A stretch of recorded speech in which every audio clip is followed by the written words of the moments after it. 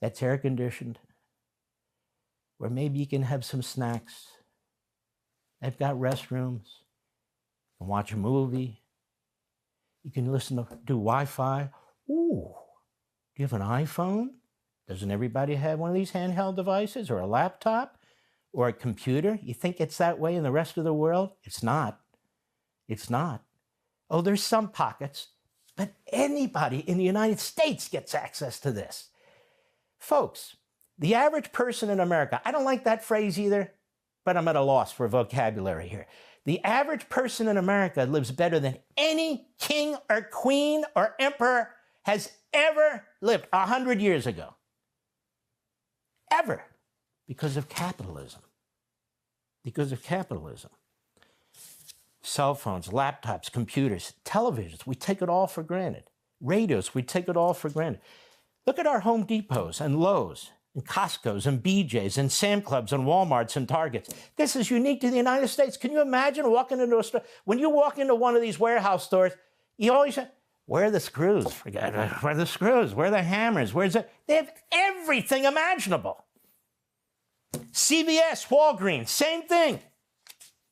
Same thing. Fast food, which is now under attack. A lot of people need fast food in order to survive. There are countries that would die for fast food. McDonald's and Burger King and Chick-fil-A. Any kind of food, anywhere. It's more expensive now, thanks to the government. Still, you have 7-Elevens, you have Wawas, different types of coffees. If you want a hoagie or a sub or whatever. Even bookstores. You know, in other countries, they're repressive. They don't want you to read. We have bookstores everywhere. Independent bookstores, Barnes & Noble, Books A Million, on and on and on. Healthcare. Healthcare. The greatest healthcare system on the face of the earth, but we're destroying it. Now, one other thing that comes with capitalism. Liberty. You see, Mondami talks about affordability. That's a lie, that's a fake, that's a fraud. The guy's got no experience in the private sector. He doesn't know how to grow anything, package anything, sell anything, deliver anything. Guy's never delivered a pizza. But that's beside the point. Capitalism is not based on some 34-year-old's ideology or anybody's ideology or philosophy. It's a voluntary, spontaneous system of human interaction. Nobody invented it. It's not an ideology. It's been going on since the beginning of mankind. That's the truth. You have billions and billions of decisions being made by individuals or companies or unions or whatever every single day, not just in the United States, but all over the world. So a relative handful of ideologues, like Sanders, who's never had a private job, AOC, who couldn't even pour her drinks right, Mondami, they're going to replace all of this with something that we know will fail? Where do they get their information from? What about human motivation? What about human desires? What about human interests? What about entrepreneurs? They're the ones, we're the ones that make the country work, not government. Government? They don't make anything work. So the answer is more government? I don't think so.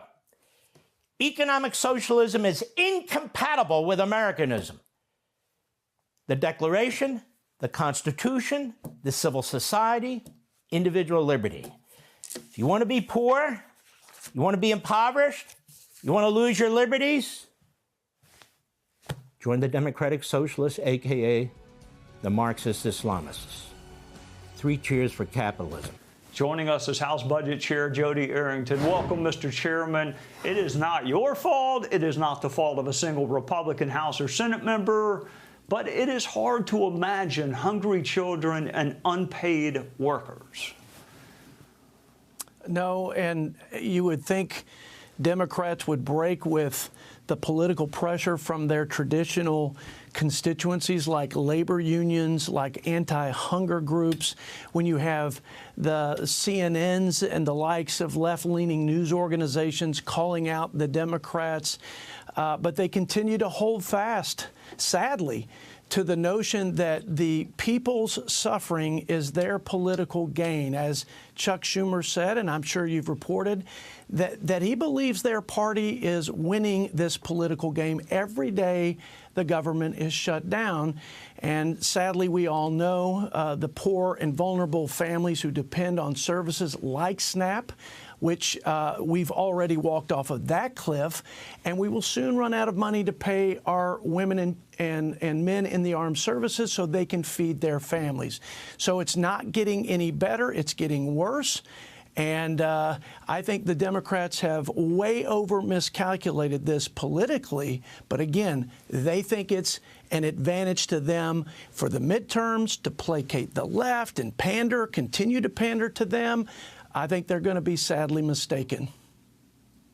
All right, Chairman, just so everyone watching is clear, these were the spending levels Democrats once embraced not so long ago. I mean, what they're voting against is what they once championed.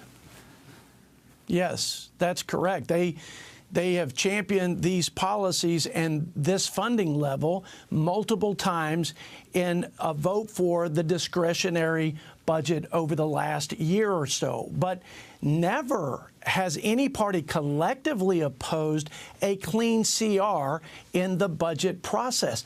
44 years Chuck Schumer has been a member of Congress, and he has never opposed a clean CR. So there's no rationale except that of politics. And yes, they've counter-proposed $1.5 trillion, which is the largest spending package ever, save and except COVID. And yes, their counterproposal includes funding illegals, health care, and returning to welfare without work. But I think a much more political motive is buried in all that, and it's to obstruct and resist President Trump. That's what Senator Gallego said when he was asked, why now, when Democrats have never taken this tack? He said, Donald Trump. This is about resisting this duly elected president and the agenda that the American people, the mandate that the American people overwhelmingly gave him, along with unified Republican leadership. That's what it boils down to. All right, a prominent House Democrat said this was a leverage point for her.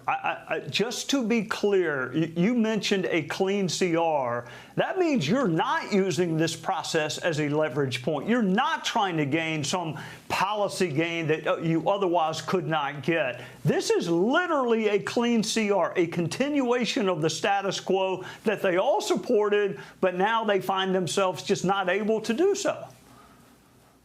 Yeah, Trey, let's juxtapose with what's happening now with what happened when we had a new speaker in the last funding cycle. There was tremendous pressure on Speaker Johnson and the leadership of Republicans in the House to shut the government down and use it as leverage against what was happening at the border to change the dynamic of the invasion of our country.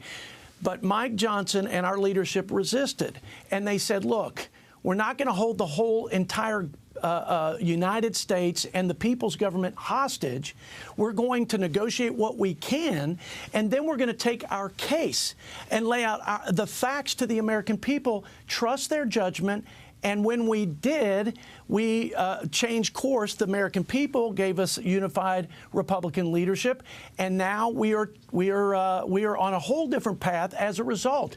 But that's because we had the facts on our side. The Democrats, there is no merit to their case. They are on the wrong side of these 80-20 issues down the line, from the border chaos to crime to boys competing with girls, and now this, funding illegals and extending a COVID-era fraud-ridden program that is lining the pockets of big insurance companies and is paying for people making hundreds of thousands of dollars, giving them federal subsidies on the backs of hardworking middle class. That's their negotiating point. 80-20. They're on the wrong side of these political issues. They're going to be on the wrong side of election history come midterms if they don't change course, and change course soon. Yeah, Chairman, there's not much leverage when you can't win elections, and they didn't win them last time, and this is not the formula for winning them in the future.